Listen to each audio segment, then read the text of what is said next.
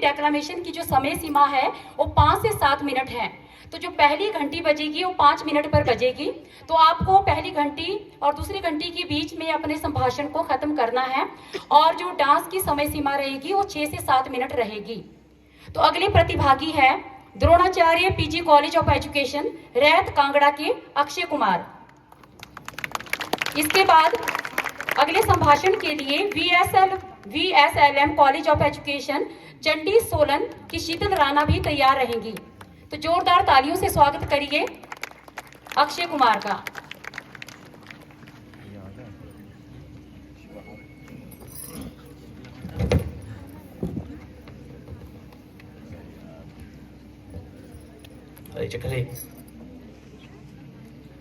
प्रणाम।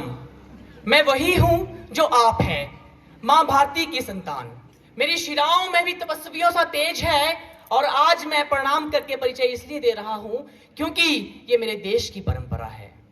सम्माननीय मुख्य अतिथि महोदय, अन्य विशिष्ट अतिथिगण, आदर्श निर्णायक मंडल एवं मेरे समस्त श्रोताओं, मैं अक्षय, शिक्षा स्नातकोत्तर महाविद्यालय रैत जिला कांगड़ा का प्रशिक्षु अध्यापक आज जिस ज्वलंत मुद्दे को लेकर आपके बीच में हूं उससे मेरा आशय है भारत में नशीली दवाओं की लत का बढ़ता संकट।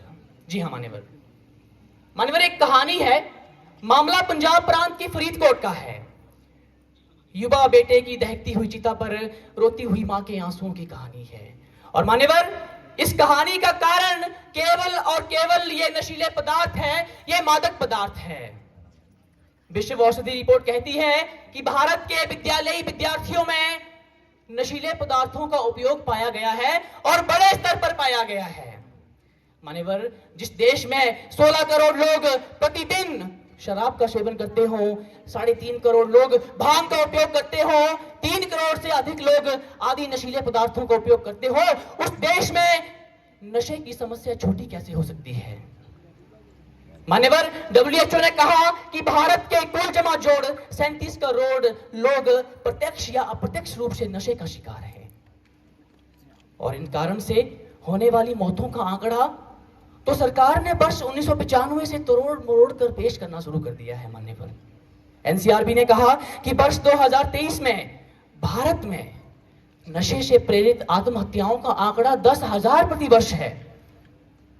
और NCRB ने यह भी आंकड़ा दिया कि केवल दारू पीने से, शराब पीने से 5.5 लाख लोग अपनी जान से हाथ धो बैठते हैं। मान्यवर, कुल जमा जोड़ यदि मैं कहूं तो 13 लाख लोग हर वर्ष इस नशे का शिकार हो जाते हैं, इस नशे का शिकार हो जाते हैं। मान्यवर, अपनी विशिष्टताओं के लिए प्रसिद्ध भारत के राज्य आज नशे का बड़ा केंद्र बने हुए हैं। मसलन पंजाब आज उड़ता पंजाब हो गया है और दूध दही मक्खन के लिए प्रसिद्ध हरियाणा आज नशे का बड़ा गढ़ है।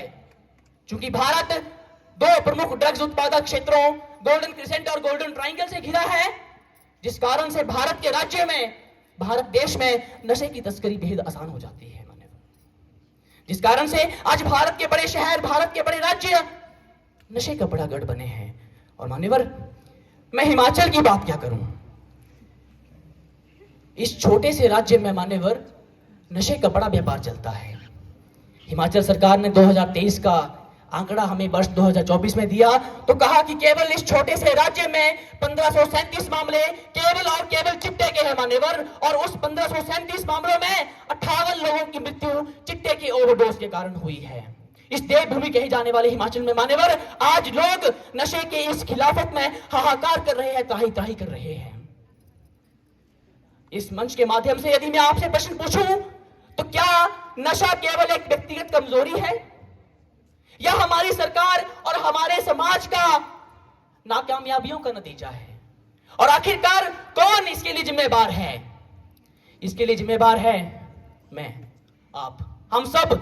ये हम सब समाज की सारी जिम्मेवारियों का नतीजा है कि हमने अपनी जिम्मेवारियों का निर्वहन नहीं किया। मान्यवर,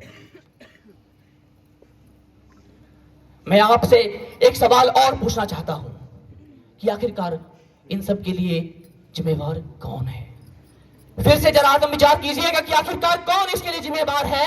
इसके लिए जिम्मेदार है हम, आप, इस देश का परिवार जो अपने बच्चों को हितैषी नहीं बनाता है, देखभाल नहीं करता है। जिस देश के 40% स्नातक युवा बेरोजगार हो, उस देश में नशे कि बढ़ोतरी भला क्यों ना हो। और एक और प्रमाण जो इस मंच के माध्यम से मैं आप सब लोगों के बीच रखना चाहता हूं, वो है इस देश का मीडिया। मान्यवर, इस देश की मीडिया ने जितना प्रचार प्रसार इस नशे का किया है, मैं नहीं मानता कि दुनिया में किसी भी और संस्थान ने इस नशे को इतना प्रचारित प्रसारित किया है। मान्यवर, मेरा आपको बताते हुए खून खोलता है कि मेरे देश का कलाकार मंच पर चढ़कर, स्टेज पर चढ़कर जब ये गाता है 4 बोतल वोट का काम मेरा रोज का, हंसने की बात नहीं है।